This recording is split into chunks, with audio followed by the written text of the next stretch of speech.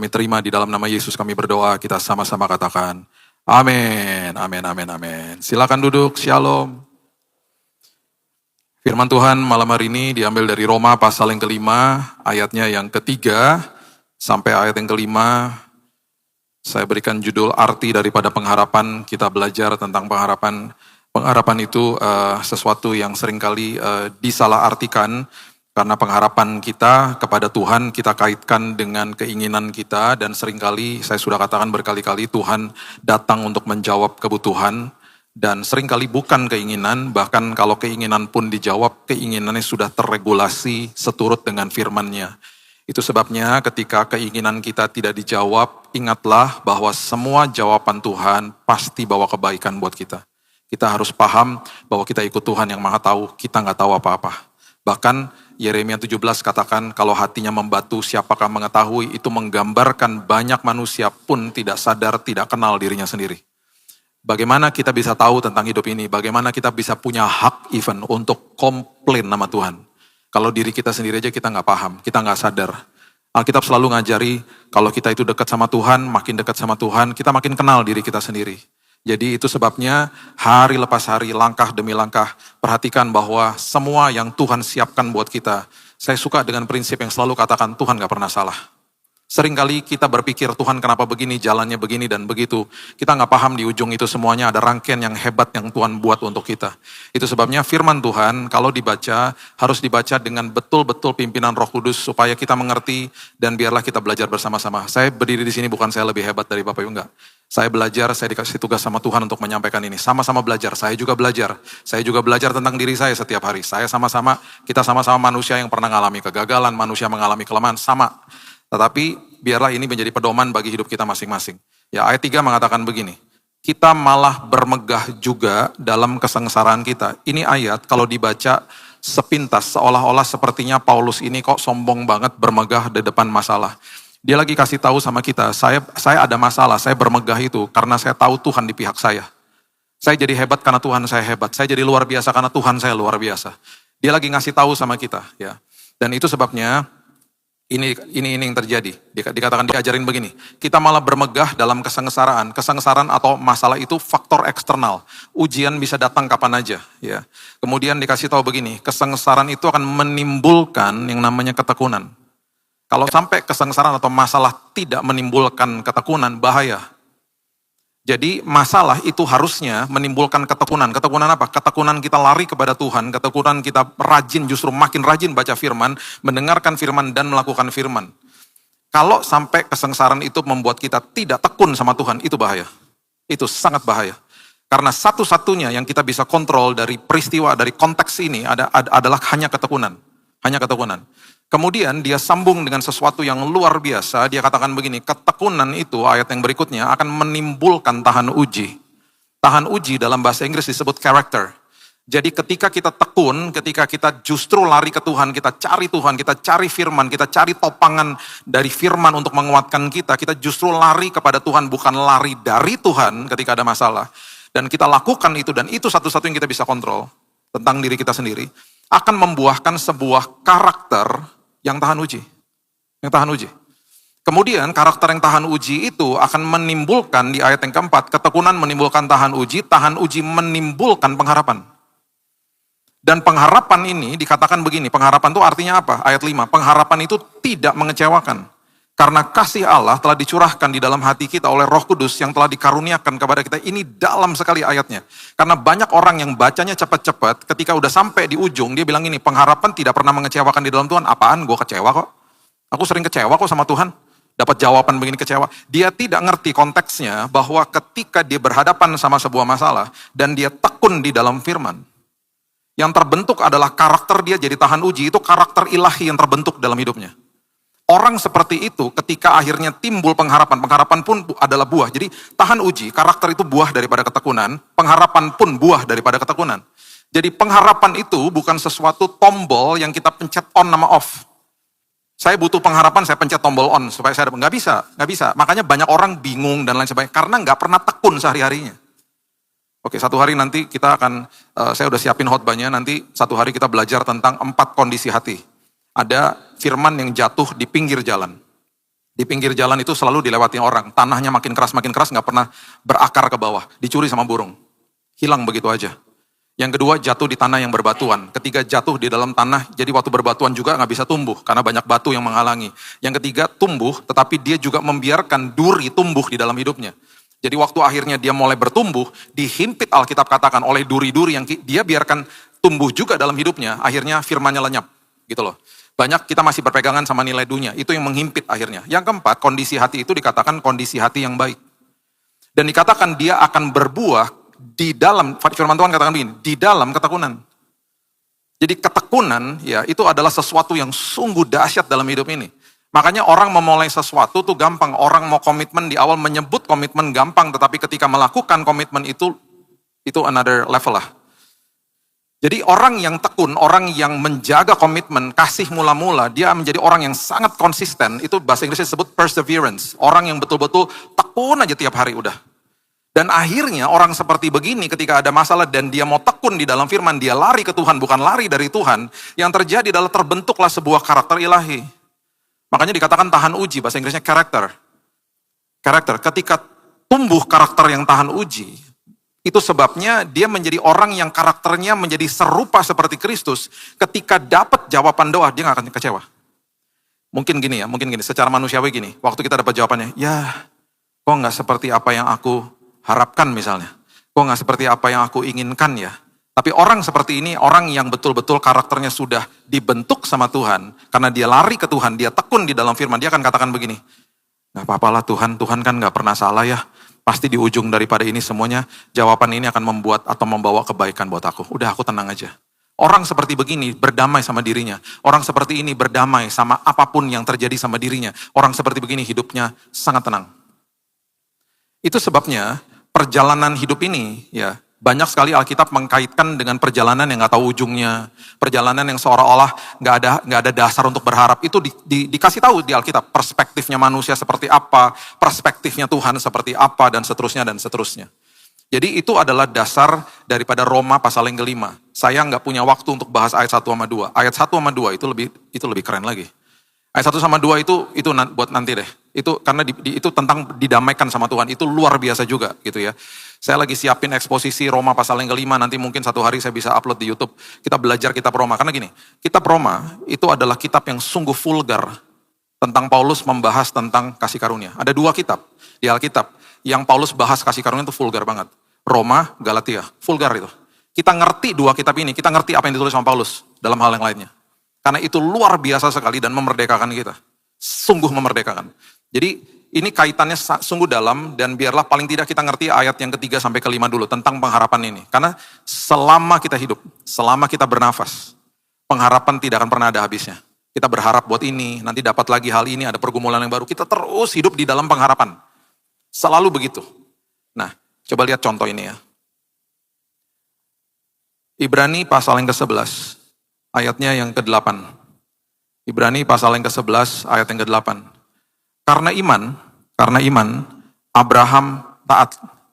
Ketika ia dipanggil untuk berangkat ke negeri yang akan diterimanya menjadi milik pusakanya. Lalu Abraham berangkat dengan tidak mengetahui tempat yang ia tujui. Dia berangkat dari Ur, itu kotanya dia, sekarang itu dulu disebutnya Mesopotamia, sekarang itu Irak. Dia berangkat disuruh sama Tuhan pergi ke cikal bakal nantinya menjadi tanah perjanjian bagi bangsa Israel. Waktu dia berangkat, Abraham noted ini, Abraham ini adalah orang kaya. Waktu dia berangkat dengan pasti ajudannya, dengan pengawalnya, dengan ternaknya, dengan keluarganya, dengan kemahnya. Dan di dalam perjalanan itu pasti ajudannya, orang-orangnya dia, nanya sama dia, bos mau kemana bos? Perhatikan prinsip ini, Abraham hanya tahu arahnya saja. Tapi Abraham tidak pernah tahu kota yang ia tujui. Jadi itulah pimpinan Tuhan dalam hidup kita. Makanya dikatakan firman adalah pelita bukan lampu sorot. Itu adalah betul-betul langkah kita tiap hari itu dipimpin sama tangan yang perkasa. Dan seringkali dia gak kasih lihat ujungnya. Karena bagi dia begini, udahlah kamu jalan aja tiap hari. Kamu harus sadar iman kamu harus bertumbuh. Kamu jalan sama tangan yang perkasa. Ujungnya seperti apa, aku udah ada di ujungnya. Ulangan 31 ayat 8, aku berjalan mendahuluimu dan aku berjalan bersamamu. Jadi kamu tenang aja, masa depanmu aku tanggung. Kamu sekarang latih imanmu, kamu memang tidak bisa lihat ujungnya, tapi kamu pastikan kamu lihat aku hadir dalam hidupmu. Itu prinsipnya. Jadi Abraham dikasih tahu arahnya, kota yang ia tujui dia nggak tahu. Jadi betul-betul perjalanan imannya dia itu adalah perjalanan iman kita yang sering kali juga kita bertanya, mau kemana nih sih Tuhan? Hidup ini mau dibawa kemana sih Tuhan? Mungkin pertanyaan seperti itu mungkin harus kita ubah. Menjadi Tuhan, terima kasih Tuhan, pimpinanmu dalam hidupku gak pernah salah. Aku akan ikuti tanganmu, aku akan ikuti kemana engkau kasih tahu aku arah untuk berjalan. Dan aku akan ngeflow di dalam rencanamu, bukan flowing di dalam rencanaku. Ketika itu terjadi, harusnya hidup kita berdamai sama diri kita sendiri. Berdamai sama rencana Tuhan. Dan itu yang terjadi sama Abraham. Pertanyaan yang kedua, Abraham ini transit, Bapak Ibu.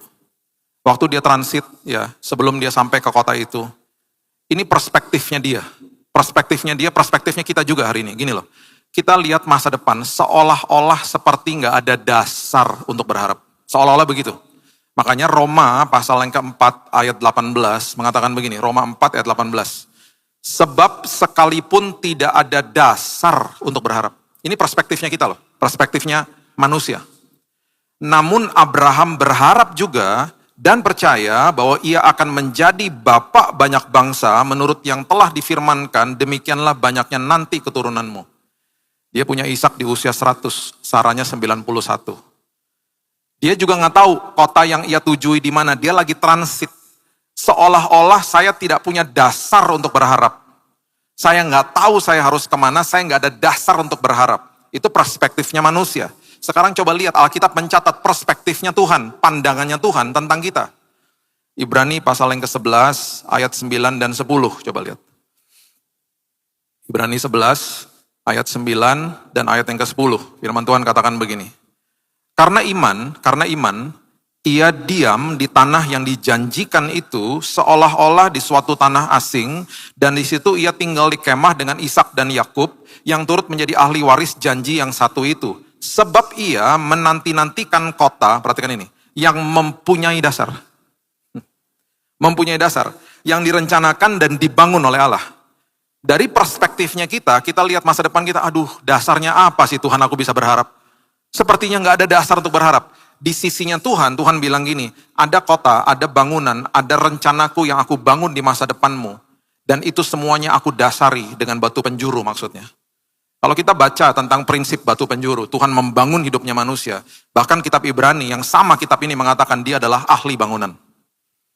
Itu sebabnya batu penjuru itu dibuang sama manusia.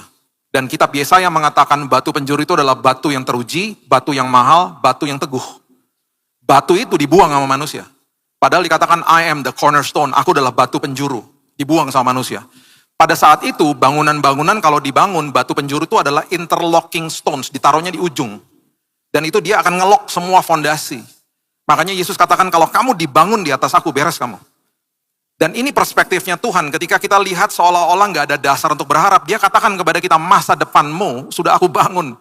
Di atas dasar firman, di atas dasar kerajaan.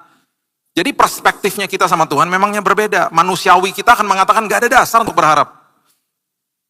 Itu juga menjadi pertanyaan-pertanyaan manusia. Kapan sih Tuhan selesainya Tuhan? Kapan sih ini selesai Tuhan?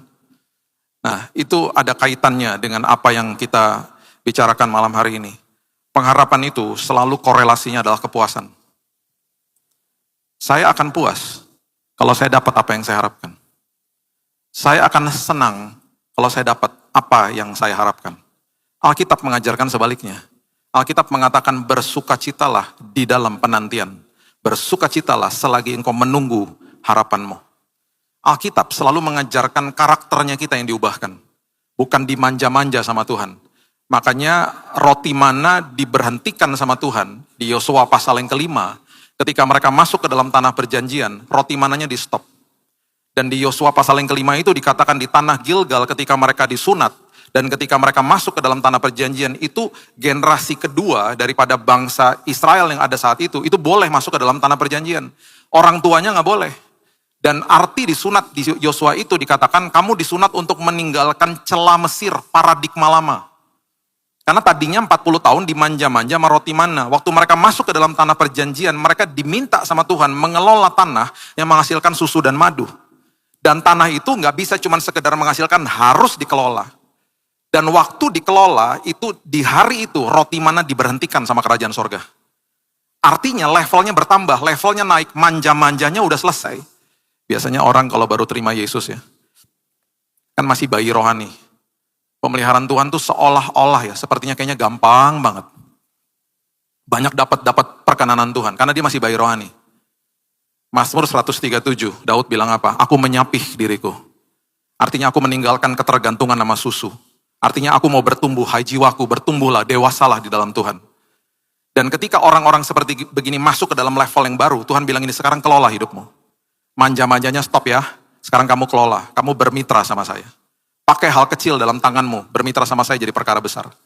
Makanya roti mananya diberhentikan sama kerajaan sorga. Diminta untuk mengelola, hasilnya lebih dahsyat. Susu dan madu di tanah itu. Bahkan ada yang namanya sebuah tanah yang sungguh hebat pada saat itu. Menghasilkan buah yang harus digandar, Alkitab katakan itu berarti harus dipikul buahnya. Jadi sekali lagi, ini merupakan sebuah harapan kita ya kepada Tuhan. Yang seolah-olah memang seperti nggak ada dasarnya. Ada contoh begini, Kejadian pasal yang ke-37, ayat yang ke-34 sampai 35. Ya. Waktu Yusuf ditangkap, Yakub itu bapaknya sedihnya luar biasa. Ini seperti anak manja, anak-anak favoritnya sepertinya ya. Dan kakak-kakaknya tahu, jadi jubahnya diambil, dia diperjualbelikan jadi budak ke Mesir. Kemudian jubah yang dari bapaknya itu dicelupkan ke darah hewan, dikasih sama bapaknya berpikir anaknya dibunuh sama binatang buas. Dan ini perspektifnya manusia, seolah-olah aku gak punya dasar untuk berharap. Kejadian 37 ayat 34 mengatakan Yakub mengoyakkan jubahnya, mengenakan kain kabung pada pinggangnya, dan berkabunglah ia berhari-hari lamanya karena anaknya itu. Sekalian anaknya laki-laki dan perempuan berusaha menghibur dia, tetapi ia menolak dihiburkan. Katanya begini, tidak, aku akan berkabung sampai aku turun mendapatkan anakku ke dalam dunia orang mati. Demikianlah Yusuf ditangisi oleh ayahnya. Berapa banyak di antara kita yang hari ini seperti itu. Saya bahkan berbicara dengan beberapa teman yang mengalami kedukaan yang sangat berlebihan. Saya bilang, kamu gak bisa hidup seperti begini. Kamu gak bisa hidup meratapi nasibmu. Gak bisa. Kamu harus merdeka, kamu jangan mau dibohongin sama iblis. Ini semua hanya sementara, kita cuma lewat di dunia ini. Ayo dong bangkit. Bahkan kalau masuk ke dalam sebuah kedukaan, saya tidak mengecilkan kedukaan, saya juga pernah berduka. Tesalonika mengatakan, jangan berduka seperti orang tidak memiliki pengharapan. Karena satu hari kelak kita akan berjumpa dengan orang-orang yang kita kasih, yang dipanggil pulang ke dalam rumah Bapa. Jadi banyak firman Tuhan udah kasih kuncinya sama kita. Nah di perspektifnya Yakub, aku gak punya dasar untuk berharap. Kita sudah tahu apa yang terjadi sama Yusuf. Dia dibuang ke Mesir, dia dipromosi di rumahnya Potifar. Selagi dia dipromosi, dia difitnah sama istri daripada Potifar, dimasukin ke penjara.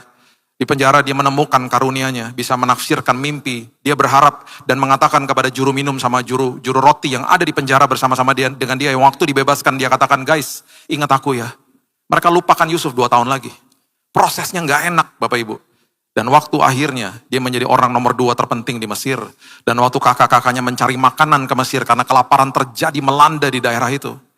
Ini yang Yusuf katakan kepada mereka. Kejadian pasal yang ke-43. Ayat yang ke-7. Kejadian 43 ayat yang ke-7. Jawab mereka, orang itu maksudnya Yusuf, nih kakak-kakaknya lagi ngomong sama bapaknya. Orang itu telah menanyai kami dengan seksama tentang kami sendiri dan tentang sanak saudara kami. Masih hidupkah ayahmu? Itu pertanyaan Yusuf loh, sama kakak-kakak. Gimana kondisi ayah? Ayahnya gak pernah tahu. Dalam kondisi berduka, ada anaknya yang nun jauh di sana, yang lagi dibentuk sama Tuhan. Menjadi orang paling berkuasa, nomor 2 terpenting di Mesir. Dan pertanyaan dia, salah satu pertanyaan pertamanya dia kepada kakak-kakaknya ketika mereka datang ke Mesir dan mereka tidak tahu itu Yusuf. Bagaimana kondisi ayahmu? Itu perspektifnya Tuhan. Kita bisa berduka ya di satu sisi. Seolah-olah gak ada harapan, gak ada dasar untuk berharap. Di satu sisi perspektifnya Tuhan. Kalau kita mau mata rohani kita dibukakan, Tuhan menyiapkan perkara besar buat hidup kita. Mulai bicara, mulai sepakat sama Tuhan. Tuhan, thank you Lord. Aku gak bisa lihat engkau bekerja, tapi engkau selalu bekerja. Bahkan anaknya yang dipersiapkan, hal pertama yang ditanyakan, bagaimana kondisi ayahmu? Dan akhirnya kita tahu ayahnya dipelihara sama dia. Ayahnya harusnya kalau dia tahu tentang ini, dia harusnya tidak berduka menghilangkan bertahun-tahun kehidupannya dengan kerugian yang luar biasa. Kerugian mental, kerugian emosi. Makanya kalau hari ini seolah-olah sepertinya tidak ada dasar untuk berharap. Yuk kita keluar dari paradigma itu, bilang Tuhan, Engkau sedang bekerja. Yakub tuh nggak tahu, Yusuf sedang diproses Tuhan, mana dia tahu? Tapi kan Tuhan bekerja mendatangkan perkara besar dalam hidupnya. Dan satu sisi, kalau kita ngomong tentang Yusuf ya, kalau misalnya di awal Tuhan bilang gini sama dia, kamu akan jadi orang nomor 2 terpenting di Mesir. Wah oke, boleh tuh, oke banget tuh. Gitu. Tapi Tuhan bilang ini, tunggu. Tapi bertahun-tahun kamu akan mengalami proses yang sungguh gak enak. Dibuang ke sumur, kamu difitnah sama kakak-kakak, bapak kamu yang kamu kasihi akan berduka. Dengan pengertian kamu diterkam binatang buas. Kamu ke rumahnya Potifar, kamu dipenjara, kamu difitnah, kamu dilupakan. Itu kamu lewati semuanya. Ada kemungkinan besar di awal dia ngomong gini, gak mau ah. Kalau Tuhan lagi bawa kita naik. Sekolah kehidupannya gak enak. Tapi itulah sekolah kehidupan buat anak-anak Tuhan. Itu sebabnya firman Tuhan selalu katakan, tekun nak, tekun nak, tekun. Tekun aja. Jangan lari dari Tuhan, lari ke Tuhan nak. Kalau kamu tekun, kamu punya karakternya berubah. Karakter kamu menjadi karakter ilahi. Ya. Ibrani 10 ayat 23. Ibrani 10 ayat 23 mengatakan begini. Marilah kita teguh berpegang pada pengakuan. Marilah kita teguh berpegang pada pengakuan tentang pengharapan kita. Sebab ia yang menjanjikannya setia. Itu perspektifnya Tuhan. Aku setia nak. Kamu tahu gak aku setia? Kamu ngaku aja kepada dunia pengharapanmu gak pernah mengecewakan. Kamu akui aku kepada dunia. Itu maksudnya. Teguh berpegang pada pengakuan tentang pengharapan kita. Walaupun kita belum lihat.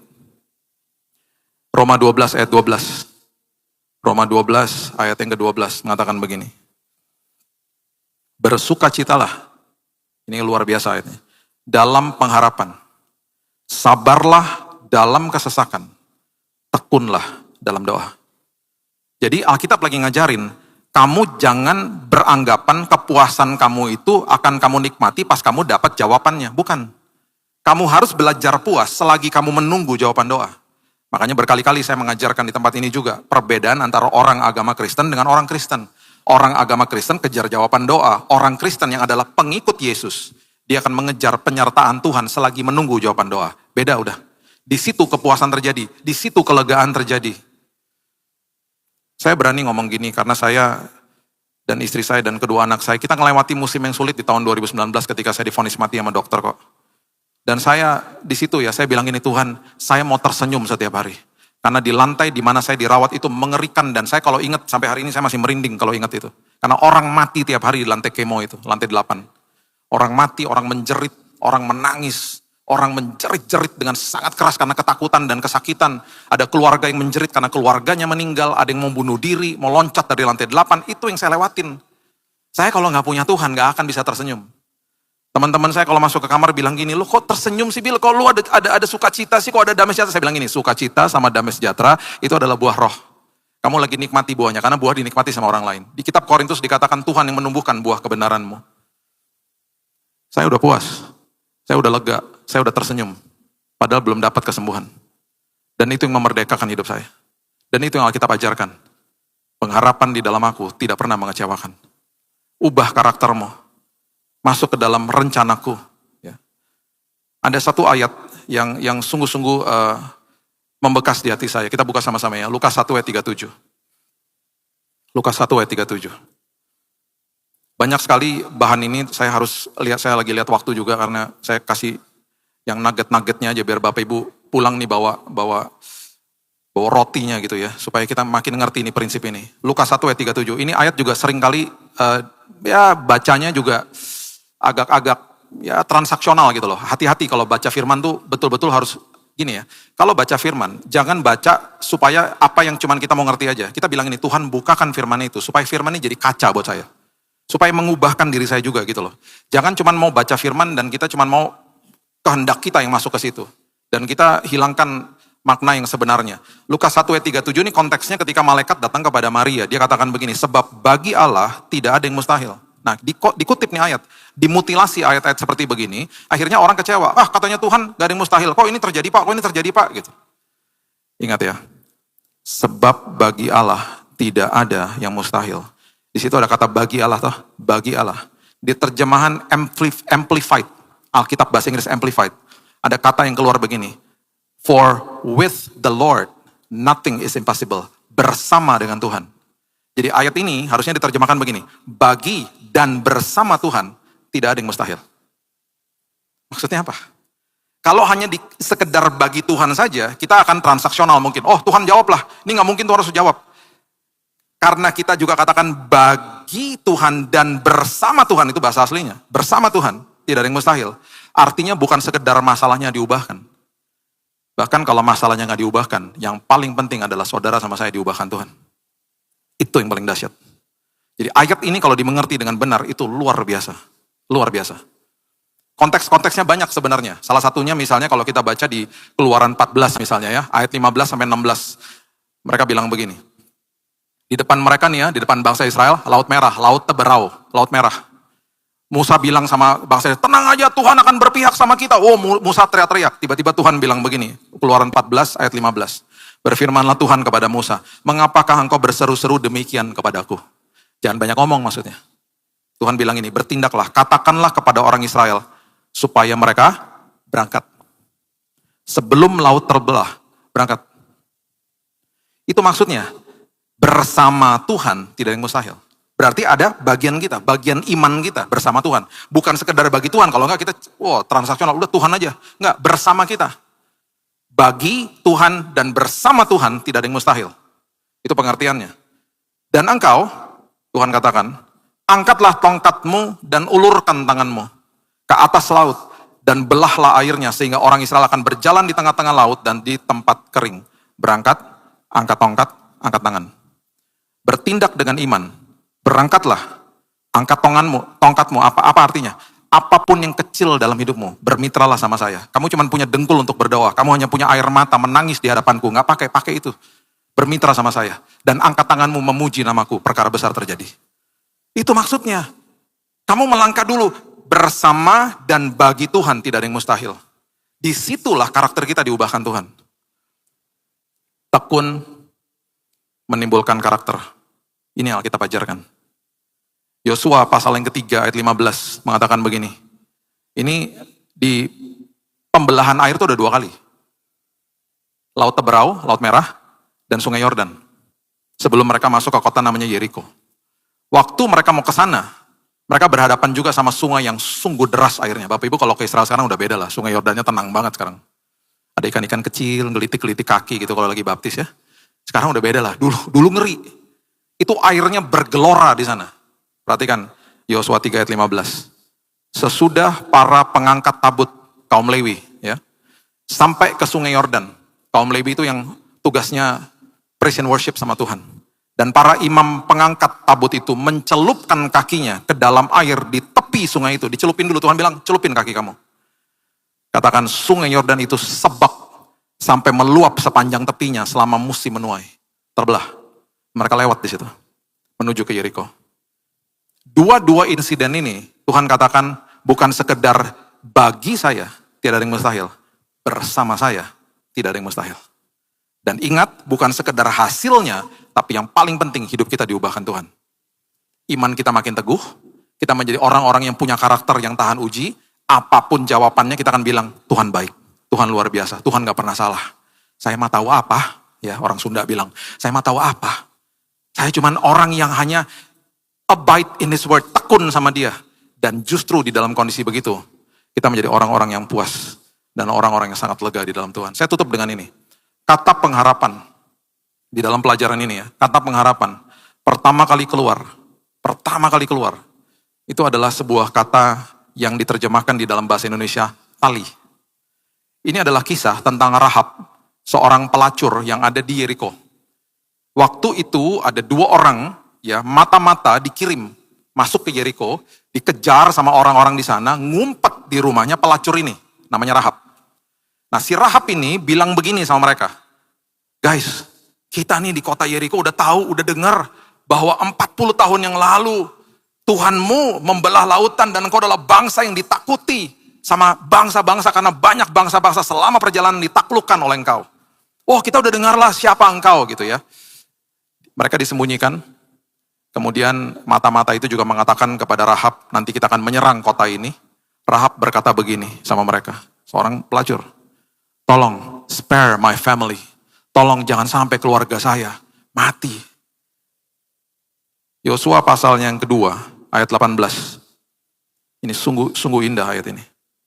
Mengatakan begini, sesungguhnya apabila kami memasuki negeri ini, jadi waktu kami memasuki negeri ini, tembok Yeriko itu, rumahnya Rahab itu ada di dalam tembok Bapak Ibu. Karena temboknya sedemikian tebalnya, rumahnya itu ada di dalam tembok. Supaya kami tahu rumah kamu yang mana, dan saya akan kasih tahu sama semua prajurit Israel untuk tidak menjamah rumah kamu. Tandanya apa? Haruslah tali dari benang kirmizi. Itu kau ikatkan pada jendela tempat engkau menurunkan kami, dan ayahmu serta ibumu, saudara-saudaramu, atau serta seluruh kaum keluargamu, kau kumpulkan di rumahmu supaya selamat. Bapak Ibu, kata Kain, itu dalam bahasa Hebrew adalah tikvah. Tikvah itu kata pengharapan yang pertama kali keluar di Alkitab. Tikvah. Dan tali itu berwarna kirmizi. Di kitab Yesaya dikatakan merah seperti kirmizi. Kirmizi berarti warnanya merah. Jadi pertama kali pengharapan itu adalah di dalam sebuah tali yang warnanya merah. Jadi ketika diserbu Yeriko, mereka lihat tali itu akan diluputkan tempat itu.